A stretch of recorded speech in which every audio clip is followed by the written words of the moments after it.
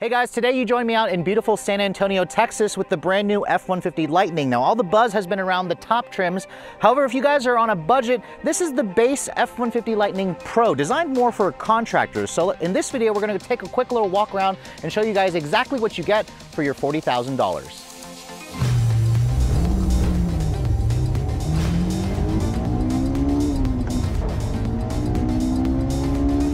Now I want to clarify because this truck actually starts at under $40,000, $39,974.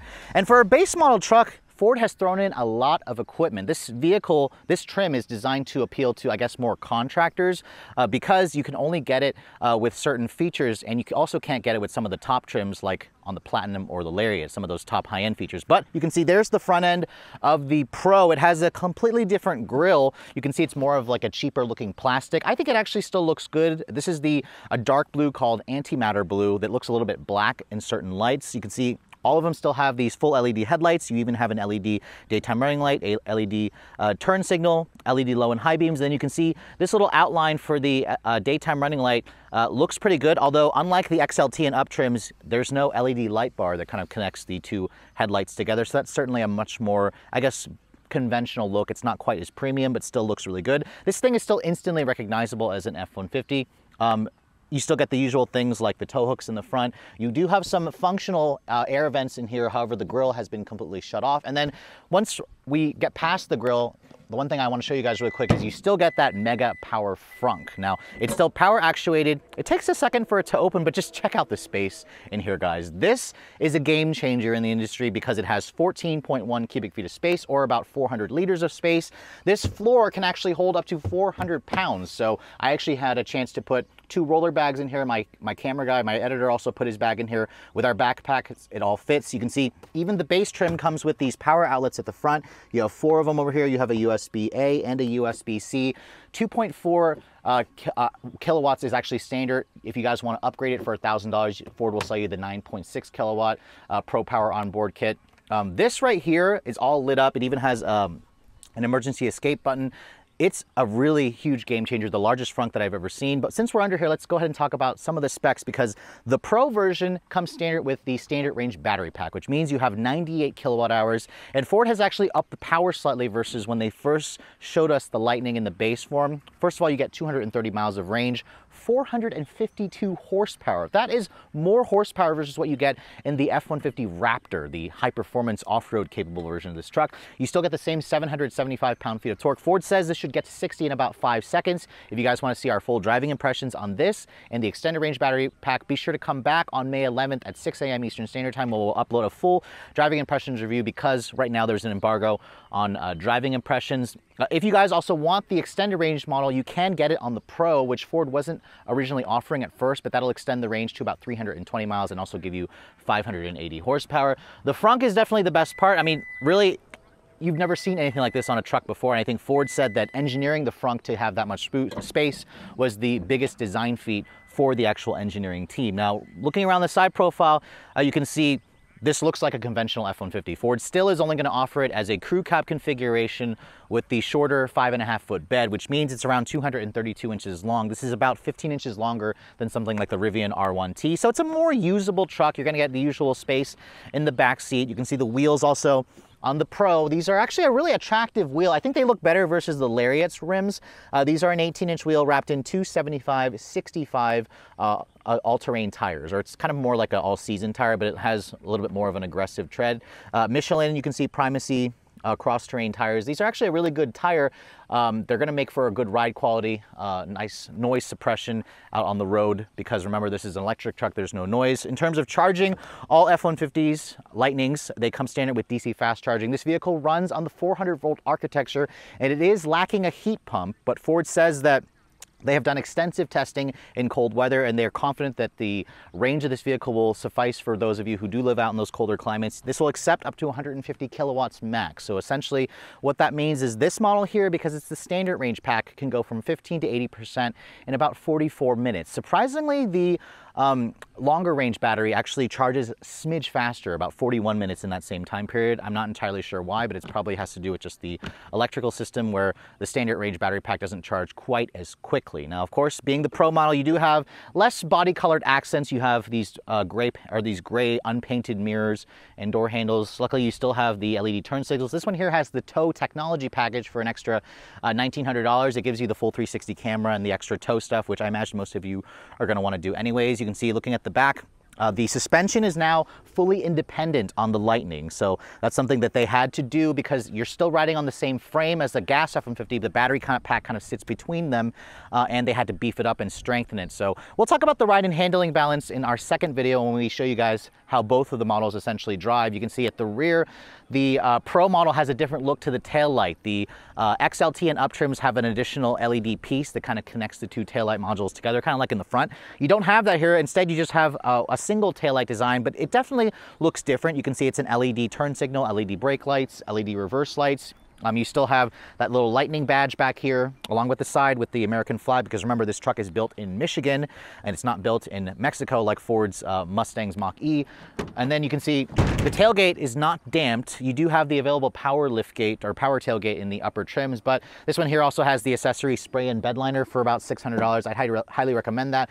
And then over here you can also see it still has those power ports, because this model here has the optional 9.6 kilowatt Pro Power on board, which you can still kind of connect a mobile charger in here and level 2 charge a vehicle, another electric vehicle, or a Ford Mustang Mach-E or any electric vehicle. This is a $1,000 extra charge, but the 2.4 is actually standard. So again, Ford is giving you a ton in here of equipment, and you can also still get all the usual bed accessories. This one you can see is also lacking the tailgate step. It doesn't have that built-in ruler here. So as a contractor, I would say you can add that back in, but you have to remember the price point this truck comes in at under $40,000. This one here is like around $44,000 with some of the options it has. You can see I like the Lightning badge here at the back. It's got the blue backlit, or it's got blue inscripted behind the actual lettering. It even has a little lightning bolt there on the T, which I think is clever. And then the one thing I want to ding Ford, however, is this is such a modern truck.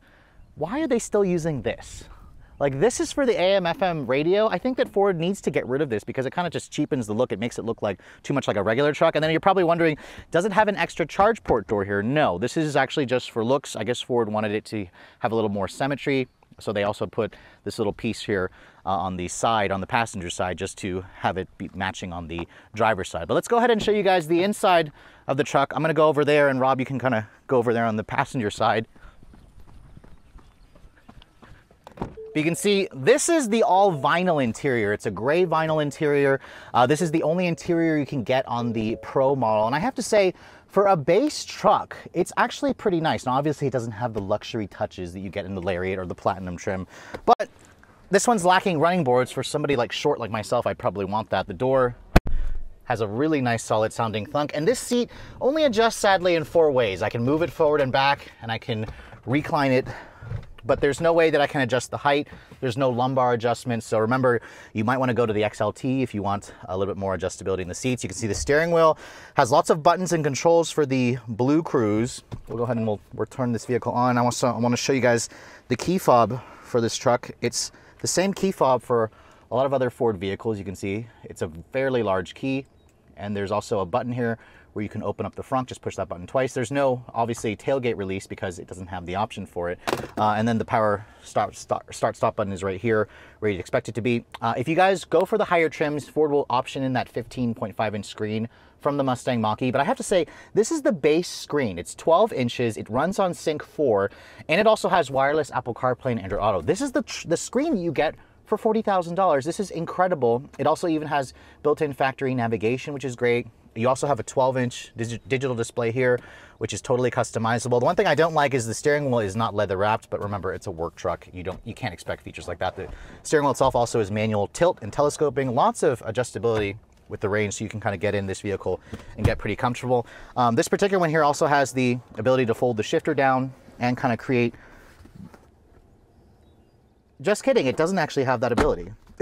So you can still fold the shifter down, but literally my editor was like, no, it doesn't do that. I thought it did. Looking for the button. I thought it did, but I guess Ford still gives you the ability to fold the shifter down, but you can't actually, you have to add in that option, which I don't think is expensive, like $200 if you want to have the flip out table. For those of you who want the workstation, I think it's a great feature to have.